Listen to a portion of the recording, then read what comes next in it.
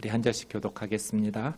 또 여호와의 말씀이 내게 임하여 이르시되 인자야 너는 두로왕에게 이르기를 주 여호와께서 이같이 말씀하시되 내 마음이 교만하여 말하기를 나는 신이라 내가 하나님의 자리 곧 바다 가운데 앉아 있다 하도다.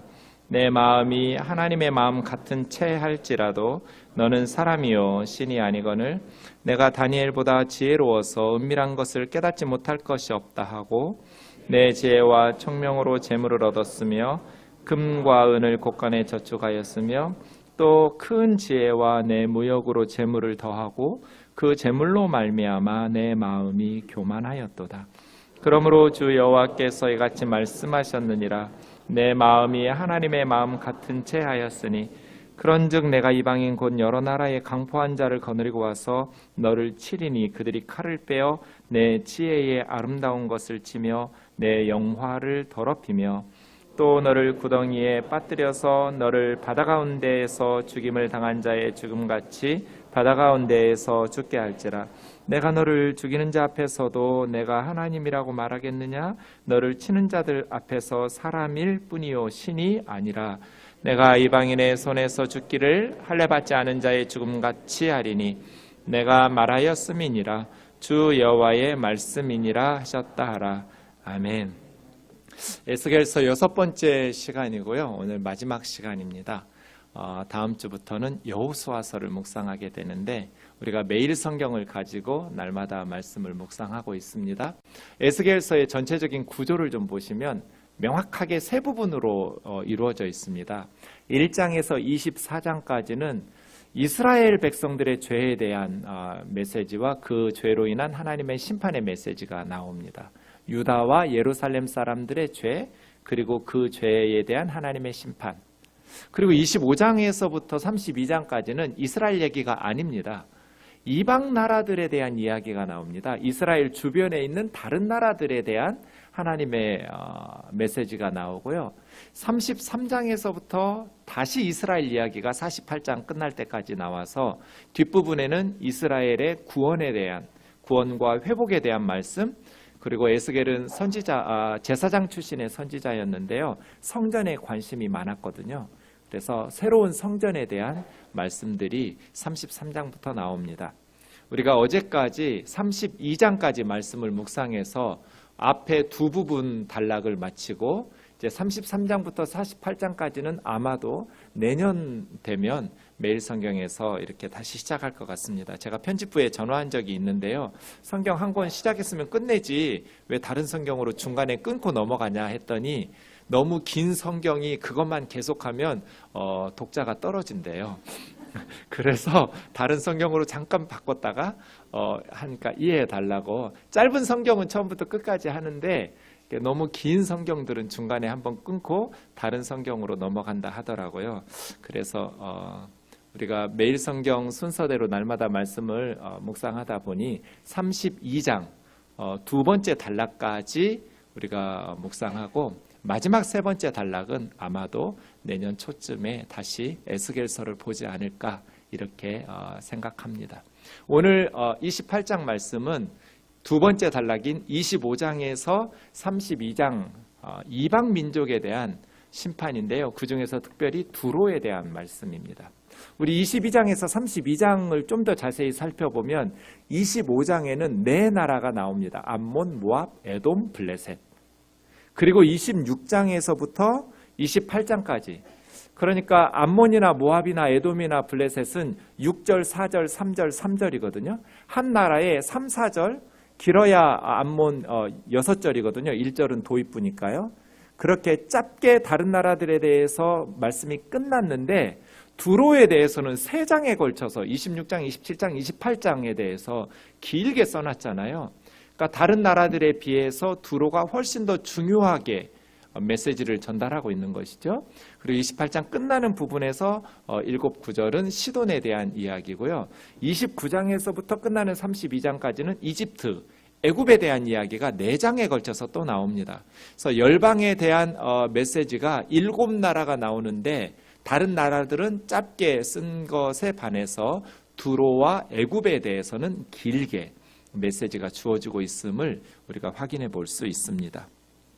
여러분 지명이 나오면 도시든지 나라든지 지도를 찾아보시는 습관 들이는 게 좋아요. 성경을 읽다가 어느 도시나 나라가 나오면 이 나라가 어디에 있는 곳인지, 어느 도시에 어디에 위치한 도시인지 확인하면서 읽으시는 것이 성경을 이해하기가 좋습니다. 우선 25장에 나온 네 나라는 오른쪽에 세 개, 에돔에서부터 암몬, 모압, 에돔 이렇게 순서대로 위에서부터 빨간 원으로 그려져 있는 세 나라이고요. 그 다음에 블레셋은 왼쪽에 있는, 지중해 쪽에 있는, 중앙에 있는 저곳이 블레셋입니다. 오른쪽에 있는 저 지도는 지금 지도인데요. 지금 세 나라 25장에 나와 있는 에돔, 블레셋, 모압, 그리고 블레셋이 있는데요. 그 암몬, 오른쪽에 있는 세 나라는 지금은 요르단이라는 나라에 속한 도시들입니다. 그리고 블레셋 나라는 지금 이스라엘의 가자 지구에 해당하는 지중해 쪽에 붙어 있는 가자 지구입니다. 구약 성경에서는 가사라고 우리 한글 성경은 되어 있습니다. 그리고 26장에서 28장까지 오늘 우리가 살펴볼 두로는 저 북쪽에 노란 원으로 되어 있는 지중해 해안가에 있는 이스라엘 북쪽에 있는 도시입니다. 두로와 시돈 이렇게 두 나라가 다릅니다. 그런데 지금은 레바논이라는 나라의 티레라고 부르는 도시, 작은 도시입니다. 두로이죠. 레바논에 속한 나라이고요. 그 다음에 애굽은 여러분 잘 아는 대로 아프리카 쪽으로 넘어가는 이집트가 애굽입니다. 저렇게 두로라는 지중해 해안가의 이스라엘 북쪽에 있는 나라에 대해서 하나님께서 26, 27, 28장의 긴 말씀들을 전해주고 있습니다. 오늘 말씀 이해하시려면 한 가지 지도를 더 봐야 되는데요. 저 지도입니다. 원래 두로라는 나라는 바다 가운데 세워진 섬나라였습니다. 해안선에 있는 본토에 붙어있는 도시가 아니에요. 도시국가 형태인데요. 섬으로 이루어진, 두로라는 말 자체가 바위란, 반석이라는 뜻입니다. 그래서 반석 위에 건축한 성읍이에요. 섬나라죠. 저 해안선에서, 그래서 두로 하면 여러분 베니스 상인이라는 소설에서 보듯이 페니키아가 바로 두로, 두로, 시돈 그쪽 지역을 베니게, 페니키아라고 말하는데요. 일찍부터 해상 무역으로 막대한 풀을 모았던 나라가 저 두로 사람들입니다. 당시에는 선박 기술이나 해양 기술이 부족했었는데 두로 사람들은 그 탁월한 지혜와 지식을 가지고 기술을 가지고 배를 만들어서 지중해를 휩쓸고 다니면서 해상 무역으로 막대한 부를 창출했던 나라가 두로입니다. 저 두로는 함락하기도 어려워요. 왜냐하면 바다 가운데 떠 있는 섬나라이기 때문에 고대에는 그런 해군력이 없었단 말이에요. 해양 기술이 대제국들이 없었기 때문에 두로 섬에 있는 저 해안선에서 두로 섬까지 한 800m거든요. 꽤 먼 거리예요. 한참 가야 돼요. 뭐 수영해서 갈 수 있는 거리가 아니에요. 거기다가 성벽을 쌓아놓고 망대를 지어놓고 나라를 건설했기 때문에 세상의 강대국 아수르, 바벨론 다 두로 함락에 실패했어요. 저 두로라는 나라를 함락시킨 나라가 알렉산더, 그리스입니다. 주전 332년 7월인데요. 알렉산더가 저 두로를 함락하기 위해서 저 방파제를 쌓습니다. 길이 800m, 넓이 60m 간격으로 알렉산더가 7개월에 걸쳐서 방파제를 쌓고 길을 만들어서 두로를 정복한 게 주전 332년 7월입니다. 알렉산더가 등장하기 전까지 두로는 세상의 강대국들에게 함락이 된 적이 없습니다. 그만큼 요새에 강력한 군대 그 성읍을 지어놓고 막대한 불을 쌓아가면서 반석 위에, 바위 위에다가 나라를 세운 도시국가. 고대에는 아주 찬란한 문화와 부를 자랑했던 나라가 두로입니다. 이 두로에 대해서 알렉산더가 정복하고 2,000명을 참수했고 지도자들을 3만 명을 데려다가 노예로 부렸다는 역사적인 기록을 보면 굉장히 큰 세력을 가지고 있었던 그런 도시국가였다라는 것을 알 수 있습니다. 오늘 두로에 대한 말씀을 시작하는 26장 1절에 보면 이 말씀이 전해진 시기가 나옵니다. 11년 1일입니다. 몇 월인지 다른 기록하지 않았지만 11년이면 우리가 에스겔 선지자가 5년 후에 바벨론 포로로 끌려간 5년째부터 선지자가 되었잖아요. 25살에 바벨론 그발강가 포로로 끌려가서 5년 후인 30살부터 선지자로 사역을 시작하는데 이 5년 되었을 때가 예루살렘의 완전 멸망 7년 전이거든요.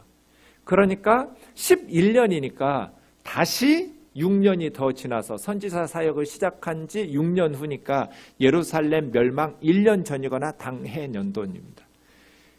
바벨론의 군대는 이미 1년 6개월 동안 예루살렘을 포위하고 있다가 정복했거든요. 바벨론이 예루살렘을. 그렇게 바벨론의 군대가 예루살렘을 포위하고 예루살렘이 멸망 직전에 두로를 향해서 하나님의 말씀이 메시지가 전달된 것이죠. 자, 두로가 멸망한 것이 두 가지인데요. 우선 3절에서 5절까지 좀 보겠습니다. 26장 3절에서 5절입니다. 주 여호와께서 이같이 말씀하셨느니라. 두로야, 내가 너를 대적하여. 여기서 나는 하나님이시죠. 하나님께서 두로를 대적하신대요. 여러분, 이게 중요한 이슈입니다. 하나님께서 나와 한편인가 나의 원수와 한편인가, 이게 중요해요. 나는 하나님의 한 팀을 이룬 하나님의 팀인가, 아니면 하나님과 원수 먹고 싸우고 있는가. 두로는 하나님의 반대편에 선 거죠. 하나님께서 두로를 두로를 위하시고 도우시는 것이 아니라 두로를 심판하시겠다고 말씀하시니까요. 바다가 파도를 굽이치게 함같이 여러 민족들이 와서 너를 칠 것이다. 여러 나라가 두로에 몰려와서 연합군이 두로를 쳐서 두로를 멸망시킬 것이라는 거예요. 4절에 보시면 그 두로의 성벽을 무너뜨리며 망대를 헐어서 맨 바위, 저 바위라는 단어가 두로예요. 두로는 원래 바위라는 뜻이에요. 바위 위에 건설된 섬 나라이니까요. 그런데 파도가 바위 위로 덮쳐서 모든 것을 쓸어버리고 맨 바위가 되도록 이방 나라들이 너희를 쳐서 맨 바위가 되게 할 것이다. 그래서 바다 가운데 그냥 맨 바위 덩어리 하나 있어서 사람들이, 어부들이 금을 손질하고 금을 말리기 좋은 빈 바위처럼 두로는 금을 말리는 곳이 될 거라는 거예요. 이방의 노략거리가 되어서. 하나님이 두로를 향한 심판을 선언하셨어요. 내가 너를 대적한다. 내가 너를 심판하겠다는 거잖아요. 그럼 질문이 뭐예요? 왜? 왜 하나님께서 두로를 심판하실까? 26장에서 28장까지 보시면 두 가지 이유가 있습니다. 첫 번째 이유가 26장 2절에 나와 있습니다. 우리 같이 읽겠습니다. 시작. 인자야, 두로가 예루살렘에 관하여 이르기를 아하, 만민의 문이 깨져서 내게로 돌아왔도다. 그가 황폐하였으니 내가 충만함을 얻으리라 하였도다. 이게 첫 번째예요. 두로가 예루살렘이 멸망할 때, 지금 멸망 직전이거든요. 계속해서 바벨론의 포로로 끌려가고, 지금 바벨론이 1년 6개월 동안 예루살렘을 포위하고 있다가 예루살렘이 더 이상 안에 있는 사람들이 식량과 뭐가 떨어지니까 견딜 수 없었겠죠? 더 이상 못 버텨서 왕이 밤에 몰래 도망가다가 여리고로 가던 시드기야 왕을 바벨론 군사가 체포해서 나라 완전히 망하게 하거든요. 그러니까 더 이상 예루살렘이 버틸 힘이 없어요. 바벨론의 군사가 포위한 지 1년 6개월 만에 함락시켰으니까요. 그런 예루살렘의 곤경을 보고 두로 사람들이 뭐라고 말하냐면, 아, 만민의 문이 깨져서 나에게로 돌아왔구나. 저 말이 무슨 말이에요?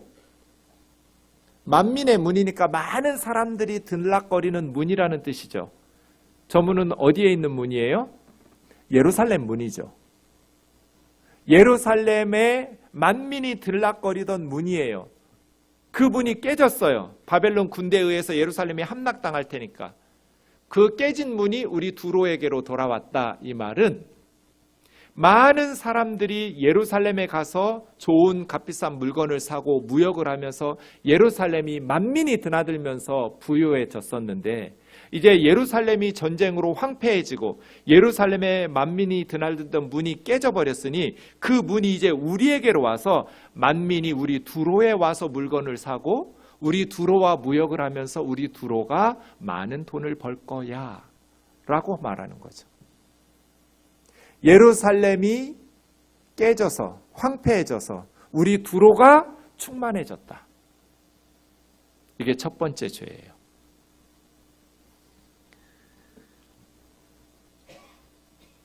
경쟁하는 도시 국가인 예루살렘이 바벨론에 의해서 패망하게 되면 이제 많은 사람들이 우리 두로에 와서 관광을 하고 무역을 하고 물건을 사면서 우리는 더 부자가 될 거야.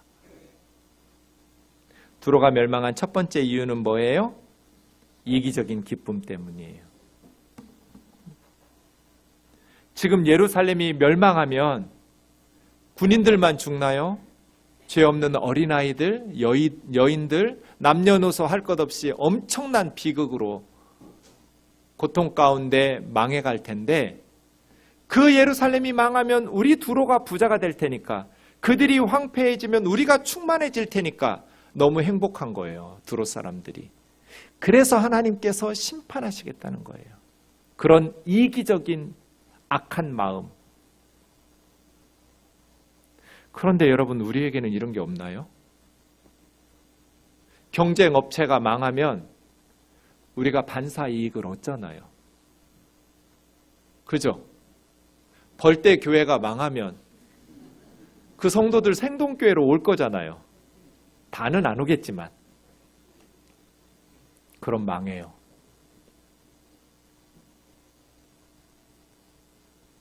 하나님께서 우리 마음을 살피시잖아요. 예루살렘이 그렇게 비극 속에서 지금 예루살렘 망해야죠. 하나님 앞에 심지어 자기 자식을 우상에게 불살라 바치는 나라가 무슨 희망이 있어요. 인신제사를 바쳐가면서 온갖 악한 죄악을 범한 예루살렘은 하나님의 심판을 받아 망해야죠. 그러나 하나님께서 심판해서 멸망하신다고 해서 멸망하는 예루살렘의 만민의 문이 깨졌으니 우리가 이제는 충만해질 거라고 기뻐하고 좋아하는 두로 사람들, 그 사람들을 하나님께서 어떻게 보실까요? 이기적으로 기뻐하면 망해요. 주중에 장로님들하고 식사를 하면서 처음 듣는 얘기였는데요.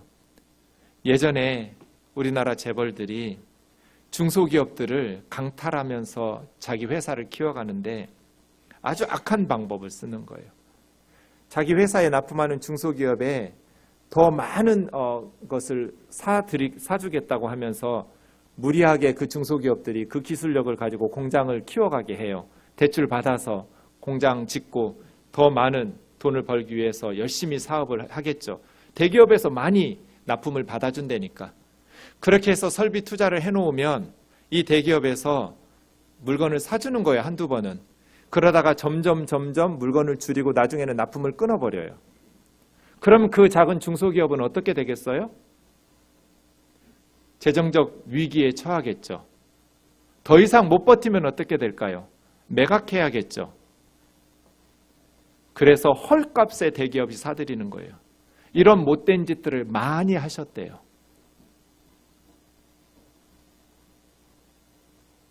거기가 망하면 나에게 이익이 생기니까. 이게 두로를 심판하신 하나님의 이유예요. 하나님께서 우리에게 원하시는 것은 세상의 성공이 아니에요. 하나님을 믿는 우리가 성공하면 하나님께서 기뻐하실까? 기뻐하시겠죠. 그런데 그 성공 자체가 하나님께서 우리에게 요구하시는 게 아니에요. 하나님께서 기뻐하시는 방식으로 성공해야 우리를 기뻐하시지. 남의 눈에 피눈물 흘리게 하면서 악한 이기적인 기쁨을 누려가면서 예수 믿는 내가 믿지 않는 다른 종교인들보다 더 성공하면 하나님의 영광이 드러나고 하나님이 기뻐하실까? 아니에요. 그 결과와 목적은 우리가 원하는 거지 하나님께서 원하시는 게 아니에요. 하나님께서 원하시는 거는 그 과정이죠. 하나님이 기뻐하시는 방식으로 성공하는 것을 원하시지, 하나님께서 심판하시는 방식으로 남의 눈에 피눈물 흘리게 해가면서 우리가 성공하는 것, 교회 다니는 우리가 성공했으니 하나님께 영광이 되고 하나님 기뻐하신다, 그렇지 않아요. 성경은 그렇게 말씀하신 적이 없어요. 세상의 성공은 우리가 원하는 거지 하나님께서 원하시는 게 아니에요. 정말 우리가 세상의 성공, 교회가 세상에서 성공하기를 원하신다면 더 많은 재벌들을 예수 믿게 하시겠죠? 그래서 많이 헌금해서 다른 종교하고는 비교할 수 없을 만큼 엄청난 것들을 이루게 하시겠죠.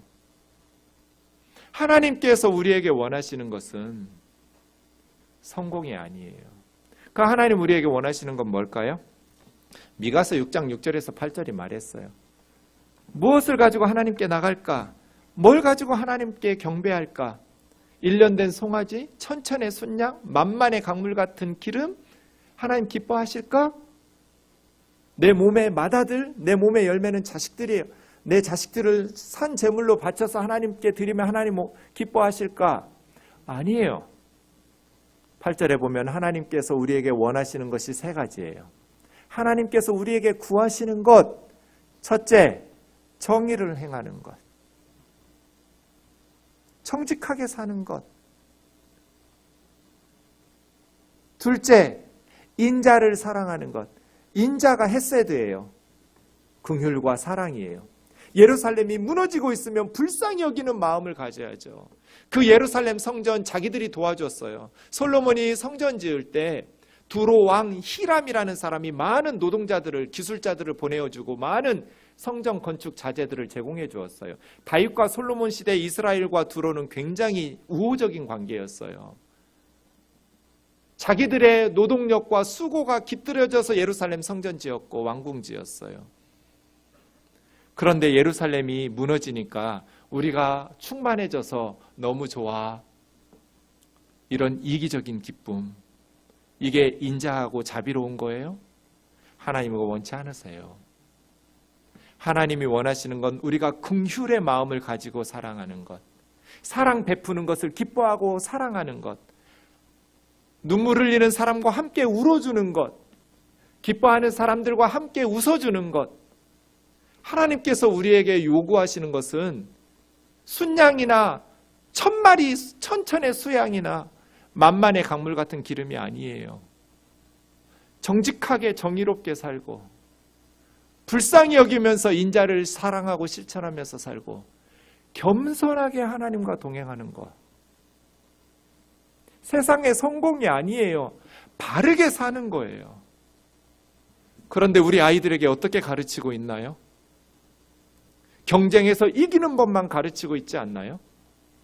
정직하게 사는 법, 정의롭게 사는 법, 어려운 사람들을 불쌍히 여기고 긍휼을 베푸면서 희생하면서 사는 법, 겸손해서 하나님과 함께 동행하면서 사는 법을 가르치고 있나요? 아니면 세상의 성공을 위해서 수당 반복 가리지 않는,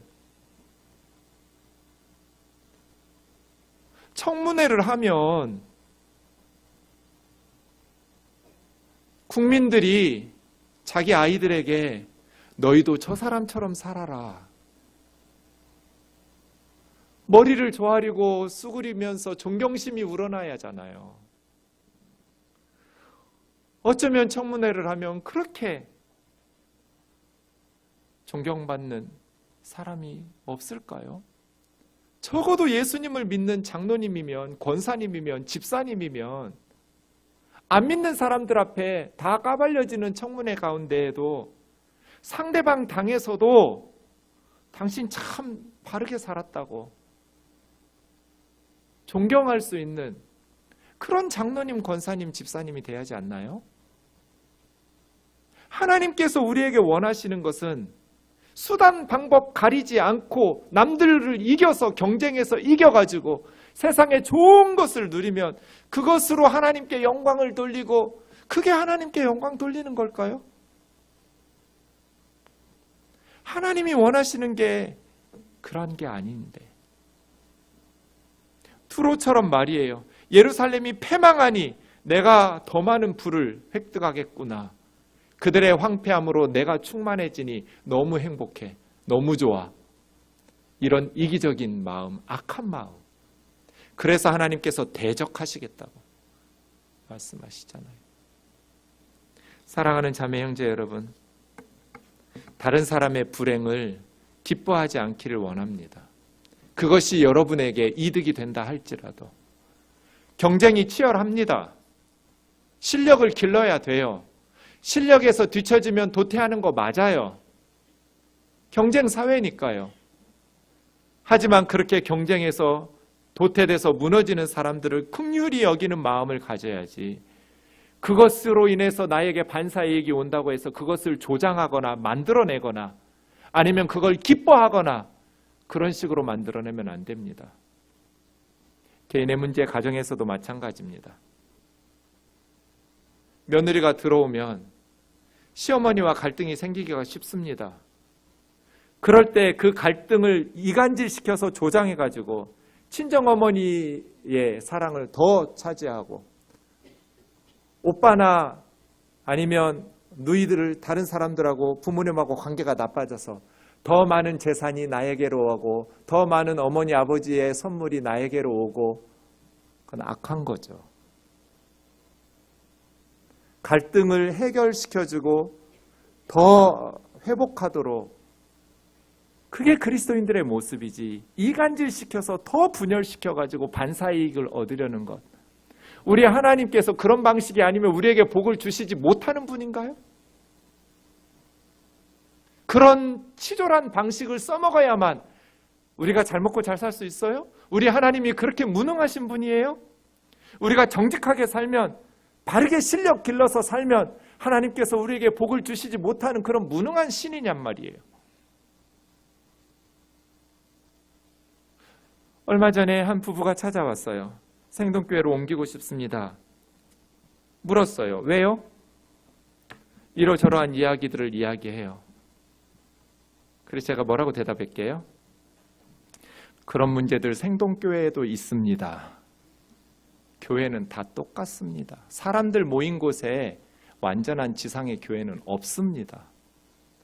그 교회 다니세요. 집사님이 인터넷으로 제 설교만 들어서 우리 교회 겁나 좋은 줄 알지만 아무리 설교해도 목사인 저도 부족하고 예수 믿는 사람들 잘 안 바뀝니다. 안 변해요. 그 교회 다니세요. 우리 교회 오면 저는 좋죠. 근데 저도 목회하는 사람이에요. 그 교회 목회자는 그 성도들이 떠날 때 얼마나 가슴 찢어지게 아프겠어요. 정말 열심히 신앙생활하는 분들이더라고요. 정말 바르게 믿어보려고 몸부림치는 분들이더라고요. 경제적으로도 아주 부유한 분들이더라고요. 우리 교회 오면 도움 되겠죠. 그런데 목회하는 제가 무슨 그 목사님이 교리적으로 이단적인 가르침을 가르치는 것도 아니고 그 목사님이 엄청난 비리가 있어가지고 사회에 지탄을 받는 것도 아닌데 우리 교회로 오라고 할 수는 없잖아요. 그 목사님과의 갈등이나 교우들과의 갈등을 부채질하고 이간질해서 반사이익을 얻으려고 하면 안 되잖아요. 그렇게 안 해도 우리 생동교회는 우리가 반듯한 마음으로 살면 하나님께서 복을 주셔서 잘 되게 하실 거잖아요.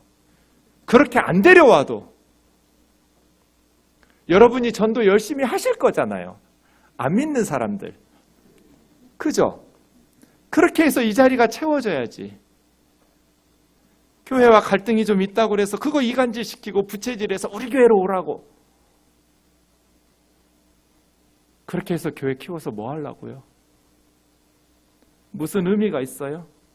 하나님께서 우리 마음을 보실 거잖아요. 하나님 앞에서 마음이 하나님 닮아서 반듯해야지. 하나님을 믿고 신뢰해야지. 눈에 보이는 그러한 것들을 바라보면서. 예루살렘이 무너진다는 소식을 들었으면 가슴을 치면서 아파해야지. 그리고 모세처럼 아브라함처럼 기도해야죠. 하나님 소돔과 고모라를 멸하지 않게 해주세요. 50명에서 10명까지 깎아내리는 아브라함처럼 말이에요. 하나님 금송아지 만들어냈지만 아피스 신을 만들어내고 애굽에서 하던지 지금 하고 있지만 하나님 애굽에서 건져낸 이스라엘 백성들을 용서해달라고 모세처럼 그렇게 구해야 하잖아요. 예루살렘 왜 약소 국가들은 맨날 강대국에게 짓밟혀야 되나요? 바벨론 제국의 저 군사를 물리쳐 주세요. 예루살렘 저 약한 나라를 구원해 주세요. 망하지 않게 해주세요. 두로 사람들이 이렇게 기도했다면, 이런 마음으로 살았다면 하나님께서 복을 주셨겠죠. 지금 두로는 10,000명밖에 안 살아요. 아주 작은 소도시로 전락해버렸어요.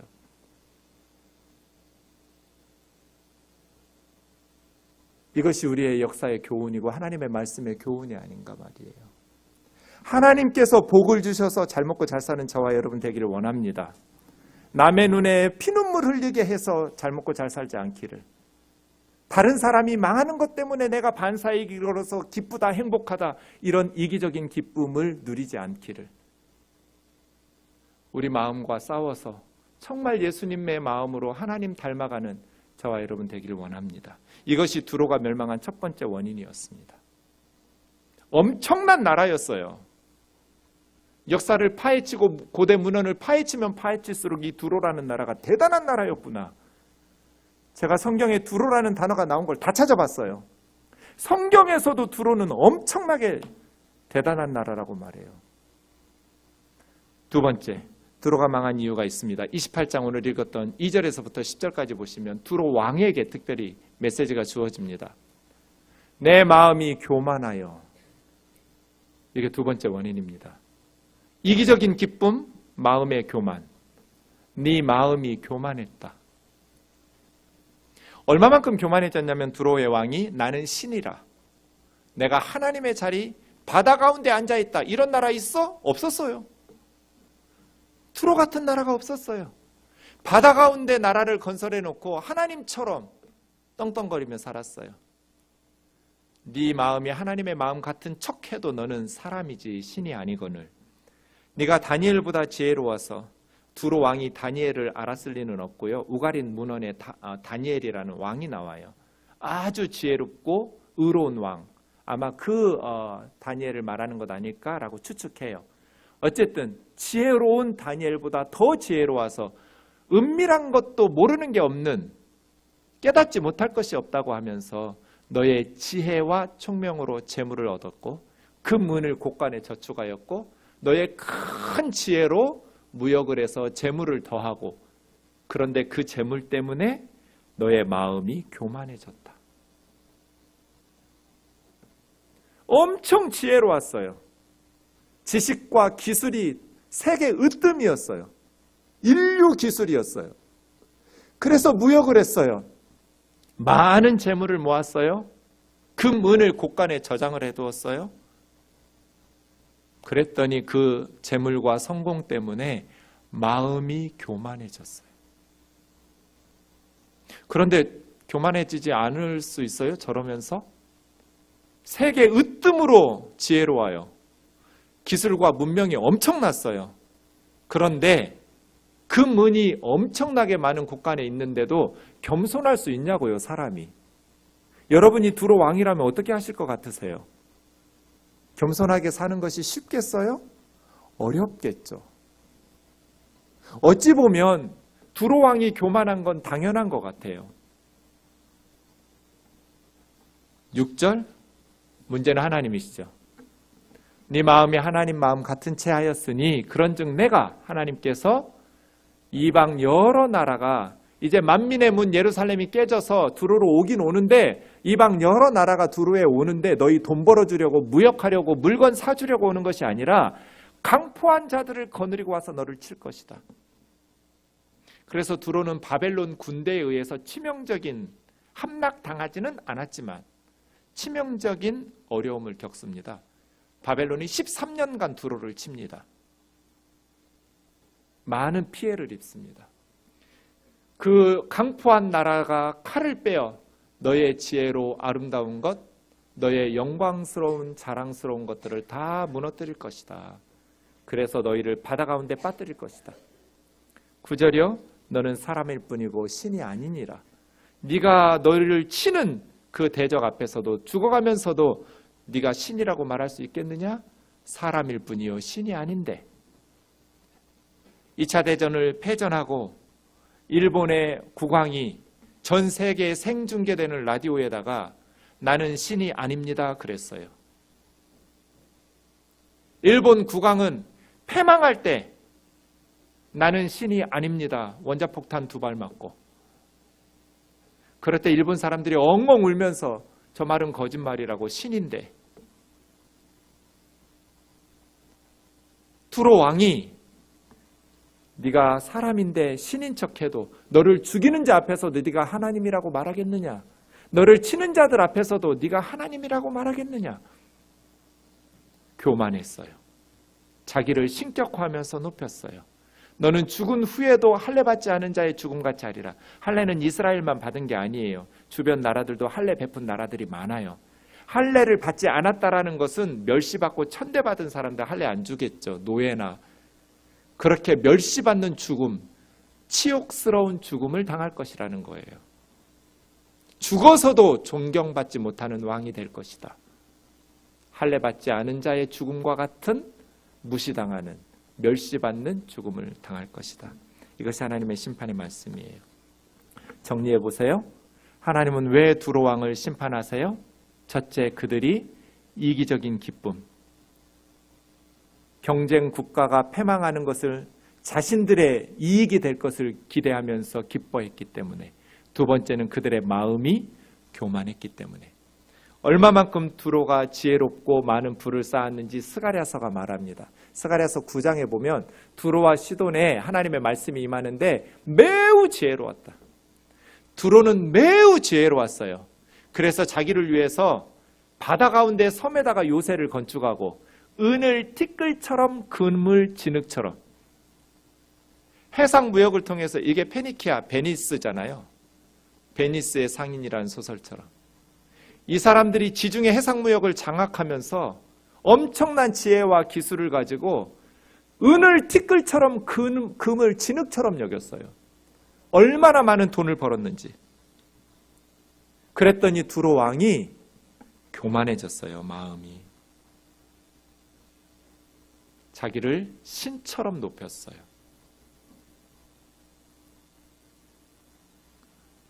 성공, 부귀 영화 때문에 교만해졌어요. 그래서예요.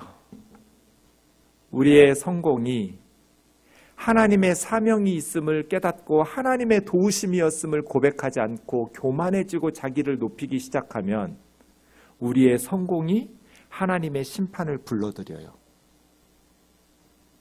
하나님의 은혜로 두로가 성공했고 번영했어요. 그 두로에게 주신 기술과 지혜는 누구 거예요? 하나님 주신 거예요. 예수 믿지 않는 세상 사람들에게 주신 지혜와 기술과 지식 다 하나님이 주신 은혜예요. 그런데 두로 왕이 하나님께서 주신 은혜를 깨닫지 못하고 자기 스스로 교만해져서 자기를 하나님처럼 높이다가 결국은 두로가 패망하게 되는 것이죠. 우리의 성공과 번영이 하나님의 사명이 있다라는 것을 깨닫지 못하면 그 성공과 번영 때문에 두로처럼 망하게 돼요. 이것이 교만이죠. 잠언의 말씀 계속 반복하는 게 뭐예요? 마음이 교만한 자를 하나님 미워하신다. 하나님에게 미움받는 것도 참 힘든 일이거든요. 하나님 사랑이 너무 많으신 분이니까. 여러분, 부모가 자식 미워하는 게 쉬워요, 어려워요? 어려워요. 내 새끼를 미워하는 그게 쉬워요? 어려워요. 내 아이니까. 하나님은요, 더하죠. 인간보다 더하시면 더하시지 절대로 덜하지 않으세요. 오죽하면 죄인인 우리를 위해서 예수님을 십자가에 내어주시겠어요. 그런 하나님에게 미움받는 게 어려워요. 그런데 하나님은 누구를 미워하시냐면 마음이 교만한 사람을 미워하세요. 미워만 하고 끝내시지 않아요. 벌을 주세요. 아무리 교만한 사람들이 피차에 손을 잡고 안 망하려고 발버둥 쳐도 하나님의 벌을 피할 수 없어요. 하나님께서 교만한 자들을 벌을 주시면 그 교만한 사람은 어떻게 되겠어요? 낮아지겠죠. 낮추세요. 그래서 마음의 교만은 멸망의 선봉이라고. 교만이 앞에 가면 반드시 멸망이 따라와요. 여기서 주목하는 건 마음이에요. 마음. 아무르면 두로 왕이 입으로 예루살렘이 멸망해서 우리가 부유해지고 만민의 문이 깨져서 우리에게 돌아왔구나. 예루살렘이 황폐해졌으니 우리가 충만해지리라. 그렇게 떠들고 다녔겠어요? 그럴 리가 없어요. 마음으로 한 소리예요. 아무르면 두로 왕이 자기 입으로 나는 신이다. 나는 하나님이다. 그렇게 떠들었겠어요? 그렇지 않아요. 마음으로. 세상에서 성공하고 번영할 때 엄청난 지혜와 기술과 세계 으뜸의 기술력을 가지고 성공하고 그래서 많은 부가 은이 티끌처럼 진흙처럼 금이 막 곳간에 쌓아두고 있을 때 입으로 자랑하지 않죠. 겸손한 척해야 존경받으니까. 그런데 마음은 하나님께서 저와 여러분의 마음을 살피실 거잖아요. 교회가 커지고 성도들이 늘어나고 사역의 역사들이 열매들이 많아지고 그렇다고 해서 어떤 목사가 교만하게 말하겠어요? 다 겸손하라고 설교하고 겸손한 척 하겠죠. 그런데 하나님은 마음을 보실 거잖아요. 저와 여러분의 마음이 하나님 앞에서 하나님의 자녀답게 부끄럽지 않은 마음으로 살기를 원합니다. 그런데 이 두 가지가 다 어려워요. 경쟁업체가 망하면 나에게 이익이 되는데 어떻게 안 기뻐요? 그걸 내가 원하지 않더라도 뭐 이왕 하나님 심판 받아서 망했으니 결과적으로 많은 상인들이 나에게 오고 많은 사람들이 우리 두로에 와서 물건 사겠죠. 그럴 때 안타까워하는 마음. 경쟁에서 도태되면 무너지는 게 세상의 이치지만 그것이 하나님의 뜻이지만 그것을 기뻐하지 않는 긍휼히 여기는 마음.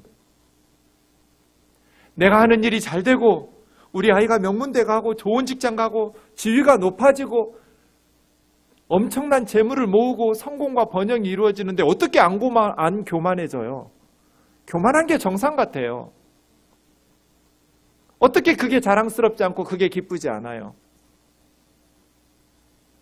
그래서 두 가지가 다 어려운 것 같아요. 어떻게 해야 될까요? 에베소서 5장 1절 우리 같이 읽겠습니다. 시작. 그러므로 사랑을 받는 자녀같이 너희는 하나님을 본받는 자. 우리 하나님의 사랑받는 자녀잖아요. 하나님의 사랑을 받는 자녀들이니까 우리가 사랑하는 하나님처럼 되어야죠. 하나님을 본받는 자. 하나님 본받는 자가 되라. 사랑받는 자녀와 같이 하나님을 본받는 자가 되라. 이 두 가지에 대해서 하나님은 어떤 마음으로 어떻게 우리에게 말씀하셨어요? 우리가 계속해서 에스겔서 18장 23절을 보았어요. 하나님은 악인이 죽는 것을 조금도 기뻐하지 않으신다고. 소돔과 고모라는 무너져야죠. 그럼에도 불구하고 아브라함에게 나 좀 말려달라고 하잖아요. 금송아지 만들어내는 이스라엘 백성들은 무너져야죠. 그럼에도 불구하고 모세야 나 좀 말려달라고 하시잖아요. 하나님은 악인들은 심판받아야 돼요. 그럼에도 불구하고 악인이 심판받아 죽는 것은 하나님에게 조금도 기쁨이 안 돼요. 소돔과 고모라가 무너져도 그런데 예수 믿는 사람들의 말을 들어보면 가끔은 일본이 우상 숭배하니까 그렇게 쓰나미가 오고 원자력 발전소가 터지지, 어떻게 이렇게 무서운 말들을 해요? 예수 안 믿으니까 우상 숭배하니까 저렇게 자연재해가 일어나지, 어떻게 이렇게 무서운 말을 하냔 말이에요. 하나님은 악인이 죽는 것을 조금도 기뻐하시지 않는다고. 소돔과 고모라를 멸망시키려고 할 때도 아브라함한테 나 좀 말려달라고 그러는데, 어떻게 하나님을 믿는 사람들이 하나님의 자녀라고 말하면서 세상 사람들이 아무리 악을 행했다 할지라도 그렇게 악한 말들을 쏟아낼 수가 있어요? 인터넷 댓글들을 보면 너무 무서워요. 말들이 너무 무서워요. 마치 자기는 의인인 것처럼, 자기는 털어도 먼지 하나도 안 나올 것처럼 비난하고 정죄하고, 그렇게 해서 못 견뎌서 스스로 생명을 끊게 만들고. 1,000만 명이 기독교인이면 뭐예요? 교회가 동네마다 이렇게 많으면 뭐예요?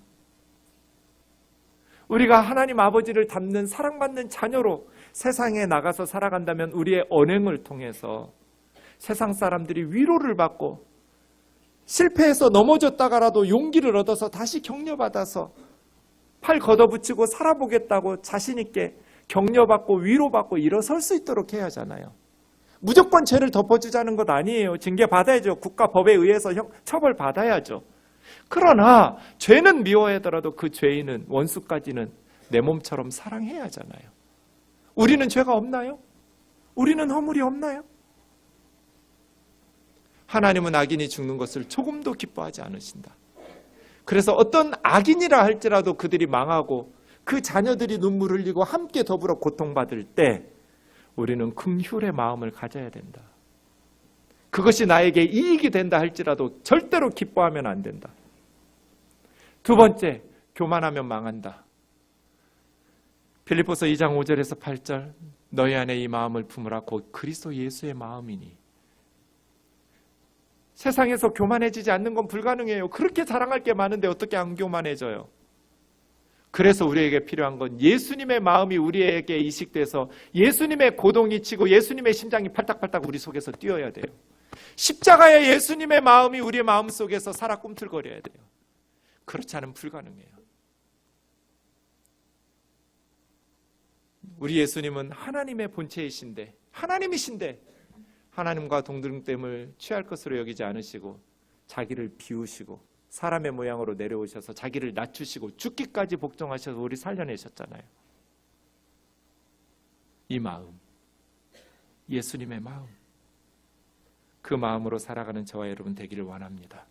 하나님이 주신 성공과 번영으로 교만해져서 하나님의 심판을 초래함으로 멸망하는 어리석은 우리 교우들이 되지 않기를 주의 이름으로 축원합니다.